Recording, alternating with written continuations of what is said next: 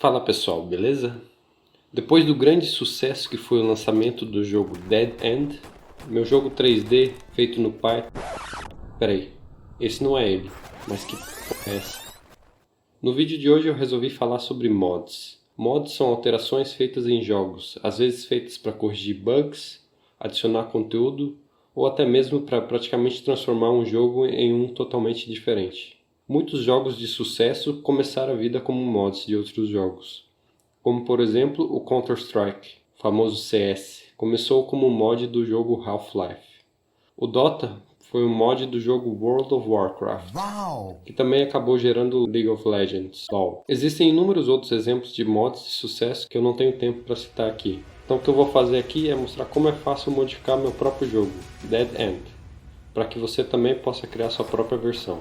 Uma das coisas mais simples que você pode fazer é substituir assets. Como mostrei no vídeo passado, para editar um mapa da campanha, basta abrir o arquivo no seu editor de imagens favorito e salvar. Lembrando de usar a cor preta para o chão e ter paredes no entorno do mapa, que deve ser sempre no formato quadrado. Da mesma forma, você pode editar as texturas usadas nas paredes, no chão e no céu, cuidando para manter o mesmo formato e resolução dos arquivos. Assim como para os sprites, que devem ter os mesmos tamanhos com a mesma quantidade de frames de rotação e animação. E para os sons, você também pode usar essa abordagem, mantendo os mesmos nomes e formatos de arquivos. Esse seria o tipo de mod mais fácil, pois é apenas cosmético, não altera nada o código do jogo. De fato, você pode usar o mesmo arquivo executável que foi publicado no itch.io.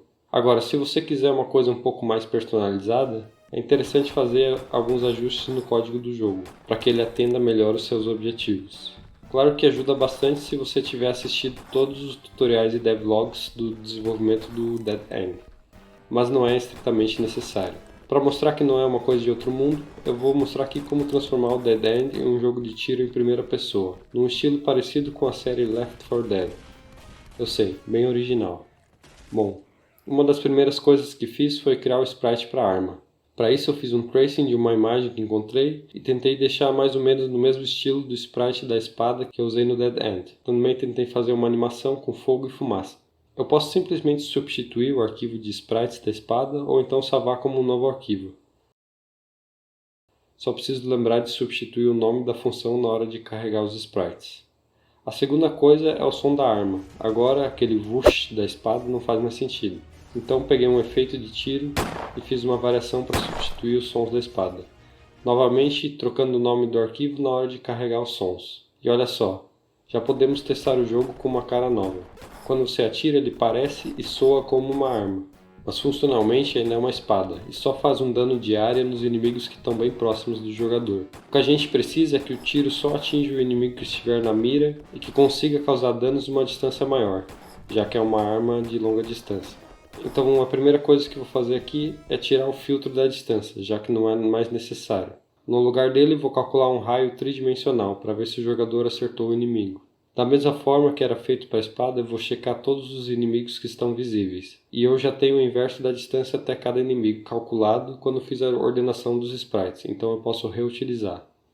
Para as coordenadas x e y, eu só preciso multiplicar a distância pelo cosseno e o seno do ângulo que o jogador está direcionado. Só preciso aplicar um offset aqui porque eu também usei na hora de renderizar o frame, para deixar a câmera um pouco para trás do jogador. Eu adicionei um pequeno ruído na rotação do jogador para ter um pouco mais de aleatoriedade nos acertos, ficando mais difícil para acertar inimigos distantes. Eu poderia usar só isso e considerar que os tiros sempre seguem numa linha reta horizontal, mas assim o jogador pode matar monstros mesmo sem olhar para eles. Então resolvi contabilizar a rotação vertical. Agora eu preciso calcular a posição vertical do raio. Para isso eu tenho a variável hotv, que vai de -1 a 1. Pelas minhas contas, o campo de visão vertical é de 45 graus, então o jogador pode olhar para cima e para baixo 22,5 graus. Eu só preciso converter esse valor para radianos. Essa bagunça aqui poderia ter sido evitada se eu tivesse usado radianos diretamente como rotação vertical, mas enfim, seguimos. Quando multiplicamos a distância pelo seno do ângulo, temos o valor do deslocamento vertical. Agora podemos ver se o jogador acertou o inimigo. Primeiro, com as coordenadas x e y, eu vou verificar se a distância até o inimigo é menor que 0,1. E com a coordenada z, eu vou verificar se é maior do que 0, ou seja, está acima do chão, e se é menor que um valor proporcional ao tamanho do inimigo. Assim, inimigos maiores são mais fáceis de acertar. Agora podemos descontar um valor da saúde do inimigo. Se o valor de Z é próximo da altura máxima que testei aqui em cima, eu vou descontar um valor maior da saúde, considerando que foi um headshot. Para evitar que uma bala passe por vários inimigos enfileirados, eu adicionei um modificador de dano, que cai pela metade depois do primeiro impacto e depois interrompe o loop. Agora temos um jogo com uma arma que se comporta como uma arma. Apenas inimigos que estão na mira recebem dano. Se eu apontar para o chão ou para o céu, o tiro não chega até o inimigo. Mas ainda parece estar faltando alguma coisa. Quando se acerta o inimigo, não existe muito feedback. Ele só desaparece depois de alguns tiros. No Dead End, usando a espada, isso não é um problema, porque você pode ver a espada de certa forma acertando o inimigo. Então resolvi adicionar um novo efeito, um respingo de sangue em cada tiro que acerta um inimigo. Para isso criei essa imagem PNG semi-transparente. E esse respingo também vai ser animado, só que ao invés de usar vários frames, eu só vou aumentar o respingo com o tempo. Mas antes de mais nada, eu tenho que carregar a imagem e vou criar uma array para guardar o tamanho original dela. Então aqui, antes de iniciar a partida, eu tenho que inicializar um parâmetro que vai cuidar da escala do tamanho da textura de sangue, com valor igual a 1. Depois de renderizar o frame com as paredes e sprites, eu vou checar se a arma foi ativada e se o fator de dano é menor que 1, ou seja, se acertou algum inimigo.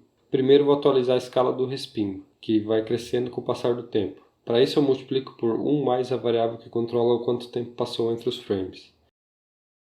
Depois faço uma cópia escalonada do respingo do sangue com a função Transform Scale, onde entro com a textura original e o novo tamanho, que é calculado com a escala e com o tamanho original do sprite, mais o fator de ajuste que depende da resolução de renderização.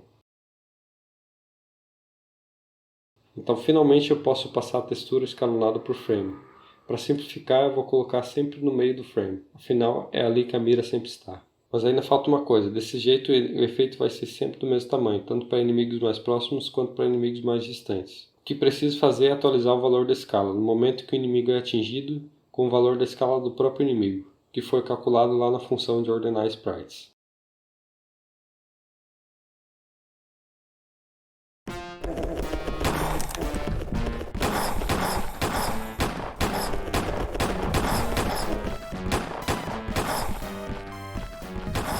Depois disso, o que resta é rebalancear o jogo, para que não fique muito fácil e sem graça.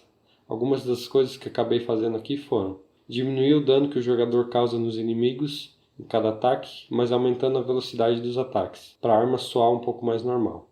Aumentei a velocidade de movimento dos inimigos, já que agora posso acertar eles de qualquer lugar, então eles precisam ser mais ágeis. Ainda poderia aumentar a vida dos inimigos, aumentar a quantidade, entre outras coisas. No final das contas, esse ajuste fino acaba sendo uma das partes mais demoradas, porque preciso testar todos os níveis do jogo para ver se ficou legal. E olha, acho que esse jogo ficou até um pouco mais divertido que o original. Parece que atirar em zumbis e esqueletos é mais satisfatório do que ficar batendo neles com uma espada. E como vocês viram, é um tanto mais fácil fazer um mod de um jogo do que fazer um jogo inteiro. Então eu gostaria aqui de incentivar vocês a criarem suas próprias versões. Acho que esse pode ser o melhor caminho para quem está começando no desenvolvimento de jogos. É por isso também que muita gente usa os Game Engines, porque de certa forma lá você já tem a base do jogo pronta, só precisa se preocupar com o conteúdo. Uma ideia que eu tenho aqui é transformar esse projeto numa espécie de Game Engine também. Só que para isso eu preciso primeiro revisar o código para deixar ele melhor estruturado e legível. Mas esse vídeo vai parando por aqui. Qualquer dúvida é só deixar um comentário. Se gostou do conteúdo, se inscreve no canal. De qualquer forma, obrigado por assistirem e até a próxima.